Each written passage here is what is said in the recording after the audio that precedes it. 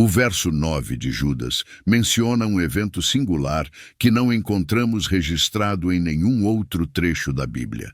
Nele é narrado que Miguel enfrentou ou disputou com Satanás pelo corpo de Moisés, mas os detalhes dessa contenda não são explicados. Judas 1:9 relata: contudo, até o arcanjo Miguel, quando contendia com o diabo e disputava a respeito do corpo de Moisés, não ousou pronunciar contra ele juízo de maldição, mas disse: o Senhor te repreenda. Esse incidente é mencionado exclusivamente em Judas, e a pergunta natural é: como Judas obteve essa informação? Alguns sugerem que a tradição transmitiu esses detalhes. Se isso é verdade ou não, não temos uma confirmação definitiva sobre o motivo da disputa entre Miguel e Satanás pelo corpo de Moisés. Uma especulação é que Satanás desejava conhecer o local para construir um santuário, levando Israel à adoração idólatra dos ossos de Moisés. Como representante angelical do povo de Israel, Miguel teria se esforçado para evitar essa forma de idolatria, mantendo o local de sepultamento em segredo. Daniel 10:21, Bíblia Amplificada. Mas eu, Gabriel, vou contar o que está inscrito na Escritura da verdade. Não há ninguém que permaneça firme comigo e se fortaleça contra essas forças espirituais hostis, exceto Miguel, o príncipe de vocês, o guardião da sua nação. A simples menção do nome Moisés evoca diversas imagens na mente das pessoas. A morte de Moisés é envolta em certo mistério na Bíblia. Sabemos que ele faleceu aos 120 anos, mas sem fraqueza nos olhos e com vigor. Apesar da idade avançada, Moisés estava em plena vitalidade quando foi chamado para seu descanso eterno.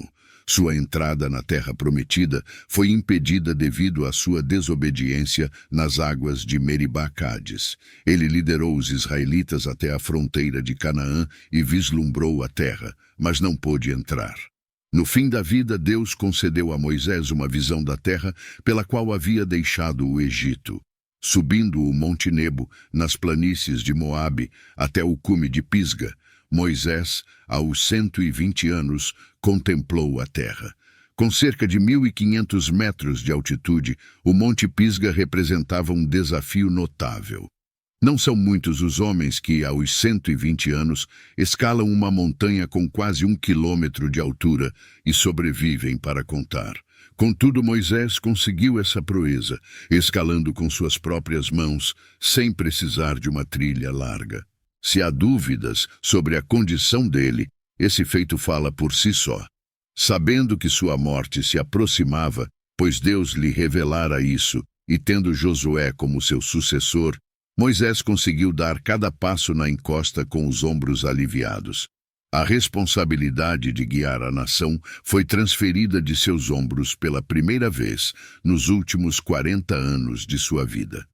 Moisés podia percorrer cada trecho da colina com a consciência de que estava prestes a dar seu último suspiro a qualquer momento. Enquanto Moisés apreciava sua última visão da terra prometida, um lugar onde seus pés nunca pisariam, isso era o que ele mais aguardava, e era isso que Deus desejava, que Moisés voltasse para casa. Moisés cumpriu seu ciclo de vida conforme a vontade divina, falecendo em solidão, mas em paz.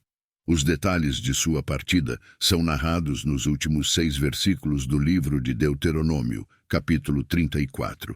A morte tem o poder de colocar as coisas em perspectiva, não é verdade?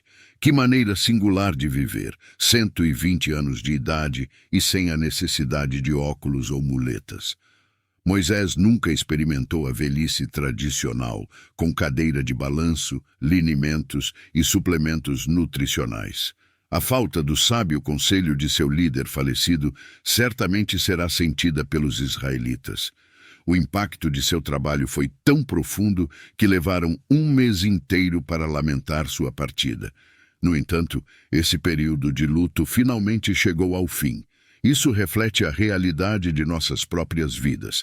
Após a morte, vem o sepultamento. Assim ocorreu no caso de Moisés. Contudo, o versículo 6 destaca uma declaração notável sobre a extraordinária trajetória de Moisés. Deuteronômio 34:6, Bíblia amplificada. E o sepultou no vale, na terra de Moabe, em frente a Bet-peor. Mas ninguém sabe onde está o seu túmulo até o dia de hoje. Moisés é a única pessoa na Bíblia que Deus pessoalmente sepultou. Você sabia disso? O Senhor então escondeu o túmulo. O que o fez fazer isso? Porque aquela sepultura teria se transformado em um santuário.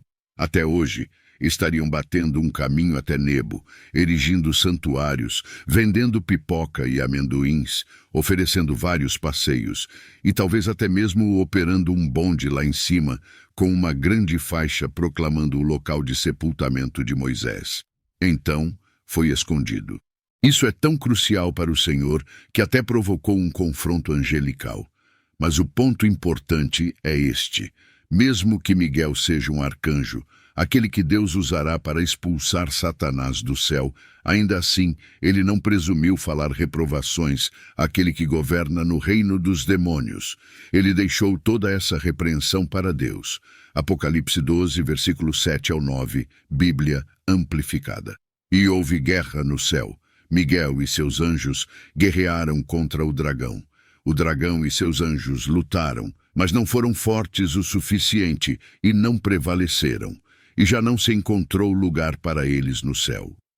E o grande dragão foi lançado para baixo, a antiga serpente chamada Diabo e Satanás, que engana e seduz continuamente o mundo habitado inteiro. Ele foi lançado para a terra e seus anjos foram lançados com ele. Miguel, o arcanjo, é retratado na Bíblia, nos textos de Daniel, Judas e Apocalipse, como um anjo guerreiro que luta em combate espiritual. A palavra arcanjo significa anjo de maior rank. A maioria dos anjos na Bíblia é descrita como mensageiros, enquanto Miguel é representado nos 3 livros como contendente, resistindo ou enfrentando espíritos malignos e principados. Miguel é o nome do arcanjo. Esse nome implora a pergunta: quem é comparável a Deus? Miguel nos é apresentado pelo profeta Daniel. Miguel recusou-se a julgar presumptuosamente.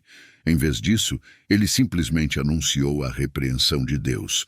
A linguagem desta repreensão coincide com Zacarias 3:2, onde o Senhor repreende Satanás por suas acusações contra Josué, o sumo sacerdote. Zacarias 3.